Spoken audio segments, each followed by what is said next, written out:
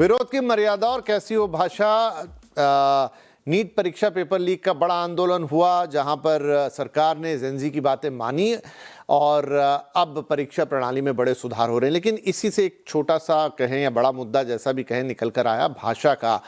बहुत सारे मीम्स, बहुत सारे वीडियो वायरल हुए जहां बड़ी अनएथिकल भाषा, गाली गलौज का इस्तेमाल हुआ, इवन प्रधानमंत्री तक को लेकर बोला गया। और ये सोचने वाली बात भी आई कि क्या हमारा जेनजी, जिसको एक तरफ हम देख रहे हैं कि इन्होंने इतना बड़ा आंदोलन करके एक नया रास्ता निकाला, लेकिन दूसरी तरफ क्या उनको ऐसी भाषा का इस्तेमाल करना चाहिए? अगेन, ना जेनजी के खिलाफ कुछ है, ना सबको एक रंग में पोर्ट्रे कर रहे हैं, लेकिन एक चर्चा कर रहे हैं कि भाषा कैसी हो, क्योंकि भाषा तो भाषा है, उसका किसी जनरेशन में भी आप उसे नहीं बांध पाएंगे। जनरेशन खत्म हो जाएंगी लेकिन भाषा चलती चली जाएगी। हमारे दोनों मेहमान हमारे साथ हैं और अब एक एक सवा मिनट आपकी आखिरी टिप्पणी के लिए रहेगा, तो मैं फटाफट आपसे लेता हूं। तो सोनिका मैम, मुझे ये बताइए कि अब एक तरफ तो हमने कई शोज ऐसे किए हैं, बॉडी शेमिंग नाम का वर्ड आया है, किसी को मोटा मत बोलो, किसी के बॉडी पार्ट पे टिप्पणी मत करो, या उसके रंग रूप को काला पीला मत बोलो, गोरा मत बोलो, जाति सूचक शब्द ना बोले जाएं। तो एक तरफ तो नई चीजों में ये चीजें आ रही, वरना बचपन में हम मोटा तो किसी को बोल ही देते थे अपने दोस्त को, और दूसरी तरफ ये नॉर्म बन रहा है कि गाली तो व्यंग है, गाली का क्या है, दे दो यार, उसमें क्या है, माँ बहन वाली गालियां। तो ये तो फिर एक डबल स्टैंडर्ड हो गया मैम।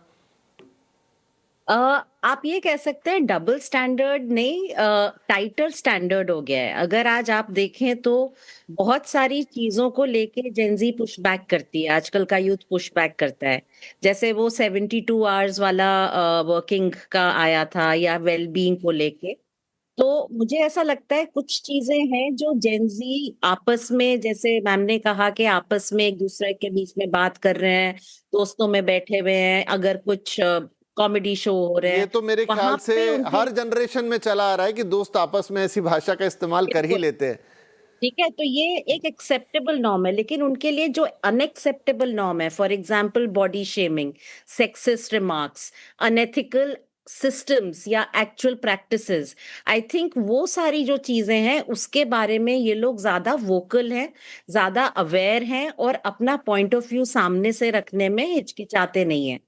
तो ये एक बदलाव भाषा का नहीं है, ये बदलाव है टॉलरेंस का, कि वो कितना क्या टॉलरेट कर लेंगे। जो एक पहले होता था ना कि अच्छा जो चल रहा है चलने दो, जब तक मेरे को तकलीफ नहीं होगी हम लोग उस पे प्रोटेस्ट नहीं करेंगे। लेकिन अब वो सोच बदल रही है, वो नजरिया बदल रहा है, और ये नजरिया अब हमको और भी दिखेगा, क्योंकि टाइम तो नहीं रोक सकते ना हम विपिन, टाइम तो आगे आगे बढ़ रहा है। अब जैसे ओल्डेस्ट जेनजी 29 इयर्स का है, टोटल आपके जेनजी और मिलेनियल्स मिला के कम से कम 70% वर्कफोर्स है। तो ये जो नजरिया है ये इवॉल्व हो रहा है कि किस चीजों पे हम लोग विरोध करेंगे और अपनी बात आगे पहुंचाएंगे। तो आई डोंट थिंक ये भाषा का रियली मुद्दा है। This is a question of what they will tolerate and what और ये they will point not ma'am, tolerate. क्योंकि समय अब कम है, चीनू मैम आपका रिमार्क, सवाल मेरा सेम ही रहने वाला है। मेरा रिमार्क ये है कि जब हम सेंसिटिविटी की बात करते हैं तो दो सेंसिटिविटीज हैं, संवेदनशीलता जिसको हम कहते हैं, एक कल्चरल सेंसिटिविटी और एक individual sensitivity. Words have the power to heal as well as to hurt. तो अगर आप सेंसिटिव हैं, अगर आप हर चीजों को लेकर सेंसिटिव हैं, तो हमें इस बात के लिए भी सेंसिटिव होना पड़ेगा, चाहिए कि भाई हमारे शब्दों से किसी और के ऊपर क्या असर हो रहा है। जहां तक आपके अभिव्यक्ति का फ्रीडम की बात है वहां तक तो ठीक है, पर ये शब्द इतना पोटेंशियल रखते हैं कि किसी और को डैमेज कर सकते हैं।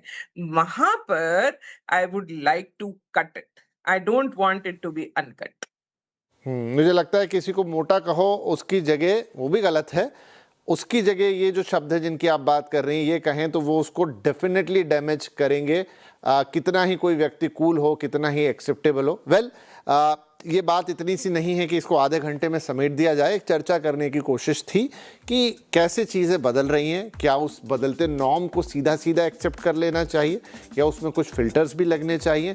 कुछ चीज़ें हैं जो शायद हर बदलाव से परे होती है। मतलब वो डिफाइंड है कि भाई ये गलत है तो गलत है, लेकिन उस गलत का भी थोड़ा और छिद्रान्वेषण करके किस हद तक उसमें एक्सेप्टेबिलिटी आए, कहाँ उसका इस्तेमाल हो, किस आशय के साथ उसका इस्तेमाल हो, ये सेंसिटिविटी तो हमको कोई भी जनरेशन आए या जाए शायद रखना होगा, रखना ही चाहिए। बहुत बहुत धन्यवाद चीनू मैम, सोनिका मैम, बहुत इंटरेस्टिंग बातें आप लोगों ने कही, बहुत इन डेप्थ एक सोच यहाँ पर हमारे लिए रखी कि कैसे आप चीज़ों को देखें, पर्सपेक्टिव को कैसे देखें, और आई थिंक काफ़ी लोगों को ये चर्चा नया कुछ सोचने पे भी मजबूर करेगी। बहुत बहुत धन्यवाद कार्यक्रम में हमारे साथ शामिल होने के लिए।